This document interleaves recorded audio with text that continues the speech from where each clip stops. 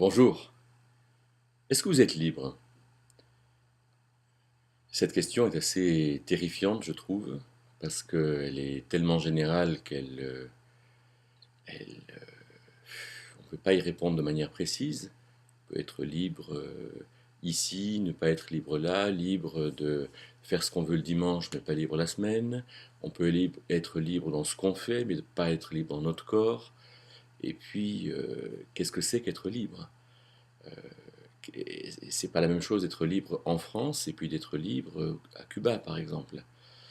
Donc voilà une question à laquelle il est difficile de répondre, mais on peut quand même dire que il y a eu un avant mai 68 et un après mai 68, où il me semble que dans les gens de ma génération, avant mai 68, les choses étaient codifiées, étaient conventionnelles, étaient ordonnées, où il y avait les valeurs habituellement reconnues par tous, même si tout le monde n'était pas, comment dire, très honnête par rapport à ces valeurs.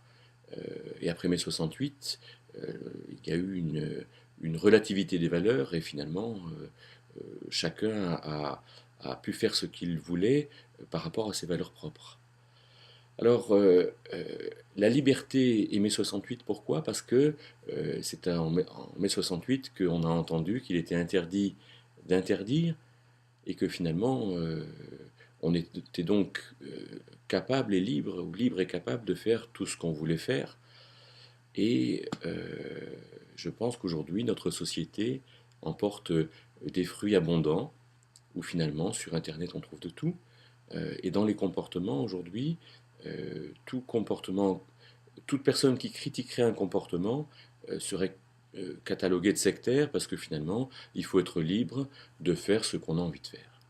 Et on ne peut pas tellement l'empêcher, et je trouve que ça a du bon. Mais avec tout ça, qu'est-ce que c'est que d'être libre? Être libre dans le grec du Nouveau Testament, eleutéria, la liberté, vient d'un verbe, erkomai, qui veut dire entrer et sortir. Être libre, c'est avoir la capacité d'entrer et de sortir. Je suis libre de me coucher à l'heure que je veux, libre de me lever à l'heure que je veux, sauf qu'en fait, si je me couche à l'heure que je veux, si je me couche à 8 heures du soir, et que j'ai pas sommeil, est-ce que ça marche? Est-ce que je suis libre? C'est déjà plus difficile. Je ne suis pas forcément capable de me coucher à 8 heures parce que j'ai pas sommeil. Mais si je mets mon réveil à 5 heures du matin et que je ne l'entends pas parce que je dors trop profondément, est-ce que je suis libre aussi de me réveiller? Cette définition biblique du Nouveau Testament, la liberté, est une définition complexe parce que euh, finalement, pouvoir faire quelque chose, euh, c'est pas si évident que ça. Est-ce que je peux, moi, franchir le canyon du Colorado sur un fil simplement un balancier? Alors certains peuvent le faire, d'autres non. Mais est-ce que je peux, moi, finalement, faire des vidéos, porter une chemise bleue, organiser mes journées comme ceci ou comme cela? La notion de liberté est très très difficile à définir. Est-ce que je peux avoir des enfants? Est-ce que je serai un bon père? Est-ce que une femme sera une bonne mère? Est-ce que dans mon travail, j'aurai toutes les capacités nécessaires pour faire le travail que je dois faire? La notion de liberté est quelque chose de très complexe. Alors, dans l'Épître aux Galates, qui est cette lettre qui parle énormément de la liberté, on voit une chose qui est assez intéressante, c'est au chapitre 5 et au verset 18, que tous ceux qui sont conduits par l'Esprit ne sont pas sous la loi. Alors, la loi était ce code, un peu comme notre code civil en France, qui en Israël codifiait les choses et codifiait un petit peu la vie individuelle, mais codifiait énormément les rapports collectifs les uns avec les autres. Et donc, la grande question pour les judéo-chrétiens, c'était faut-il utiliser la loi pour faire plaisir à Dieu, pour plaire à Dieu? Et l'apôtre Paul, dans ce qui est certainement sa première lettre, va dire non, non, non, non, obéir à la loi, c'est pas ça que Dieu veut de nous. Dieu veut que dans notre cœur nous le rencontrions et que dans notre cœur, nous soyons d'accord avec lui. Et il nous propose dans notre cœur de faire la rencontre avec l'Esprit de Dieu, avec son Esprit, et de comprendre ce qui est bien et ce qui n'est pas bien. C'est pour ça qu'au verset 24, il va dire que ceux qui sont du Christ ont crucifié la chair, c'est-à-dire ce comportement d'autonomie, ce comportement de coupure à Dieu, et vont vivre librement avec Dieu.